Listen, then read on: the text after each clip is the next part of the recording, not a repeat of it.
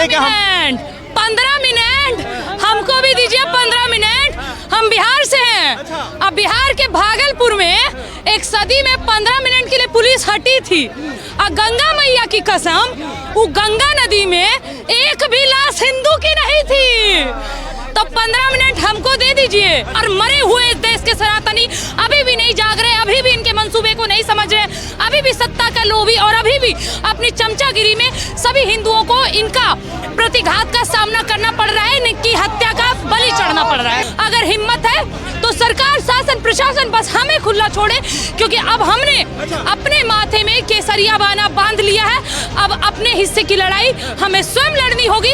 अब भाईचारा का बलि नहीं चढ़ने वाला। इसका कौन सा भाईचारा है भाई? धर्म पूछ के तुम गोली मार रहे हो, ये भाईचारा है?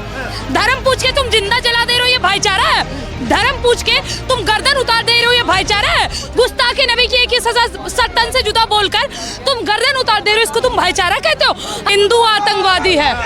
इसीलिए तो हमने अपने मर्यादा पुरुषोत्तम श्री राम के लिए 550 वर्ष तक इंतजार किया। हिंदू आतंकवादी है, इसीलिए हम आज भी मथुरा और काशी का मांग कर रहे हैं। हिंदू आतंकवादी है, इसीलिए हमारी बहन बेटियां 35 टुकड़े में कट रही हैं। हिंदू आतंकवादी है, इसीलिए आए दिन नेशनल टेलीविजन पर बैठकर इनके मौलाना मौलवी हमारे भगवानों का अपमान करते हैं। हिंदू आतंकवादी है, इसीलिए हर दिन हमारे रामचरितमानस पर टिप्पणियां होती है, उसे जलाया जाता है। गीता पर टिप्पणियां होती है, मर्यादा पुरुषोत्तम श्री राम के सबूत मांगे जाते हैं, क्योंकि हिंदू आतंकवादी है।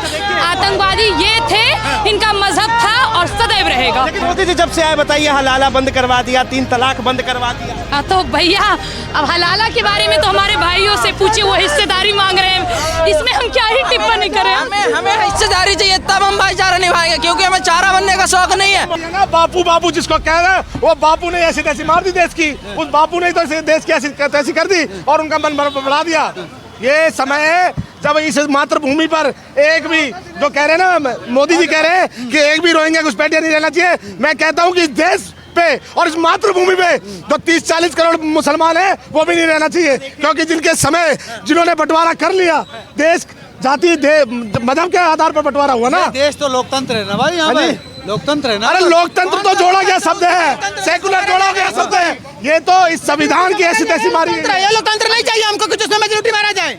हमको वो लोकतंत्र है जैसे मेजोरिटी को सुरक्षित हो, माइनॉरिटी सुरक्षित हो, हर सुरक्षित हो, लेकिन मेजोरिटी होकर भी मेजोरिटी को मार रहा है, वैसा लोकतंत्र नहीं चाहिए। यहाँ तो देखिए नारे लग रहे हैं कि भाई मोदी तेरी कब्र। हाँ, तो यही तो प्रोपेगेंडा है।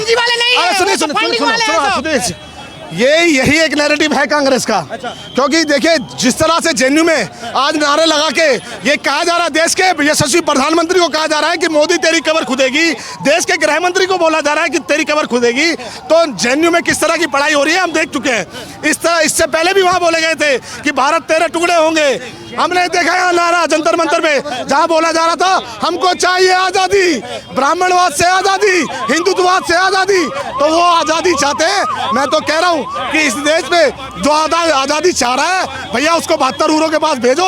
125 फीट लंबी तुम्हें 72 ऊर मिलेगी, उसके बाद जाओ, आप भारत भूमि में रहने लायक नहीं हो। तो कह रहे कि भैया मुसलमान होने का गुनाह है, इसलिए उन्हें सजा मिल रही है। मुसलमान इस देश पे जितना सुरक्षित है इतना कहीं नहीं है। आज जाके देखो चाइना में, आज तमाम सटे जाके जो कंट्रीज में जाके देखो, चाइना में दाढ़ी तक नहीं रखे जाते। जिस तरह से रोड पे बैठ के पिछवाड़ा उठा देते हैं हिंदुस्तान में, इस तरह से चाइना में जाके उठवाएं।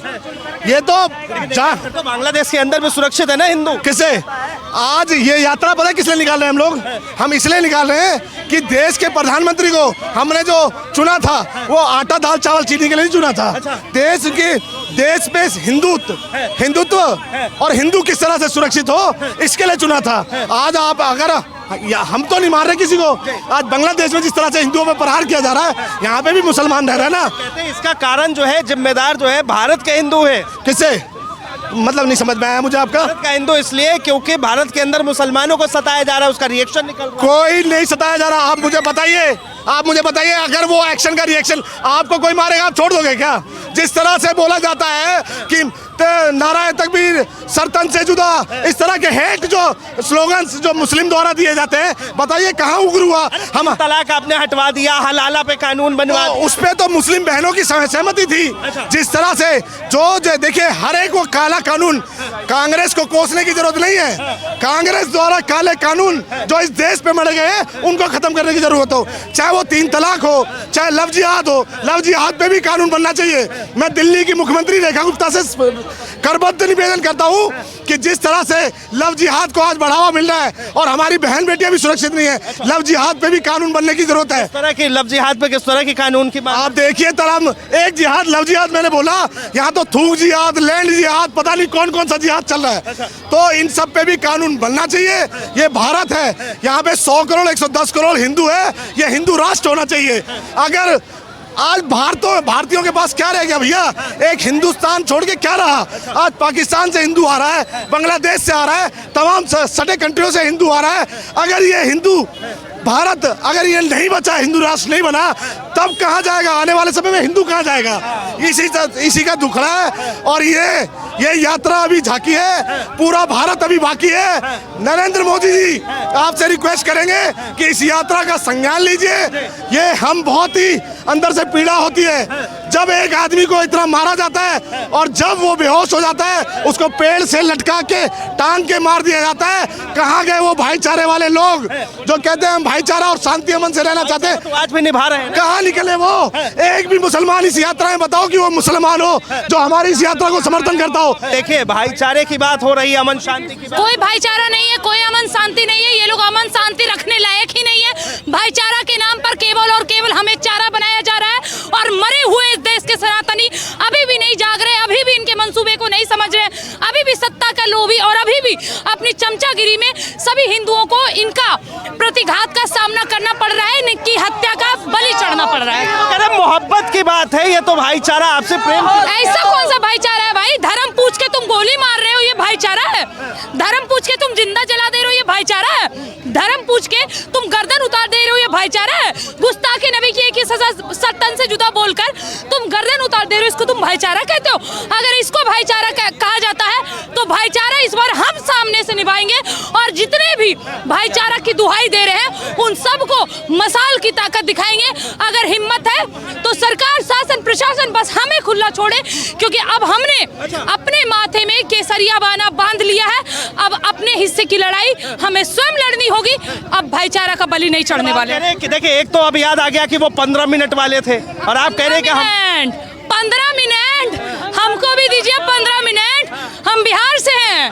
अब बिहार के भागलपुर में एक सदी में 15 मिनट के लिए पुलिस हटी थी और गंगा मैया की कसम वो गंगा नदी में एक भी लाश हिंदू की नहीं थी। तो 15 मिनट हमको दे दीजिए। 15 मिनट में हम बताएंगे क्या है। आप भी 15 मिनट मांग रही हैं। अरे भैया अगर हमको दीजिएगा तो हम अकेले थोड़ी हैं। हमारे साथ समस्त सनातनी है, पूरा युवा समाज है, हमारे साथ नारी शक्ति है, हमारे साथ संत समाज है, हमारे साथ किन्नर समाज है, हमारे साथ नागा साधु है, अकेले नहीं है। मौलाना साजिद रशीदी तो कह रहे हैं कि भैया हिंदू ही आतंकवादी है। हाँ, हिंदू आतंकवादी है। इसीलिए तो हमने अपने मर्यादा पुरुषोत्तम श्री राम के लिए 550 वर्ष तक इंतजार किया। हिंदू आतंकवादी है, हिंदू आतंकवादी है। इसीलिए हम आज भी मथुरा और काशी का मांग कर रहे हैं। हिंदू आतंकवादी है, इसीलिए हमारी बहन बेटियां 35 टुकड़े में कट रही हैं। हिंदू आतंकवादी है, इसीलिए आए दिन नेशनल टेलीविजन पर बैठकर इनके मौलाना मौलवी हमारे भगवानों का अपमान करते हैं। हिंदू आतंकवादी है, इसीलिए हर दिन हमारे रामचरितमानस पर टिप्पणियां होती है, उसे जलाया जाता है। गीता पर टिप्पणियां होती है, मर्यादा पुरुषोत्तम श्री राम के सबूत मांगे जाते हैं, क्योंकि हिंदू आतंकवादी है। आतंकवादी ये थे, इनका मजहब था और सदैव रहेगा। लेकिन देखिए जिस देश में आप कह रही है सनातन बचाना है, सनातन धर्म को आगे लेके चलना है, अब उसी देश के जेएनयू के अंदर कहा जा रहा है कि मोदी और शाह तेरी कब्र खुदेगी। तो उनको तो हम ही लोगों ने छूट दिया है ना।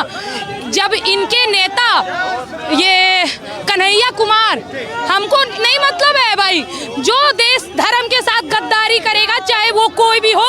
हमारे सामने वो गद्दार है, वो हमारे भारत को तोड़ने की बात कर रहा था। भारत तेरे टुकड़े होंगे इंशाल्लाह इंशाल्लाह। अफजल हम शर्मिंदा हैं, तेरे कातिल जिंदा हैं। भूल गए वो नारा, और आज वो कांग्रेस का बहुत बड़ा नेता बन के बैठा है। तो इनको हम लोगों ने छूट दिया है, इनको हमारे देश के सरकार ने छूट दिया है, इनको छूट दिया जाता है ताकि इनको समय आने पर इस्तेमाल किया जाए, और इसी का बलि चढ़ रहे हैं बार बार।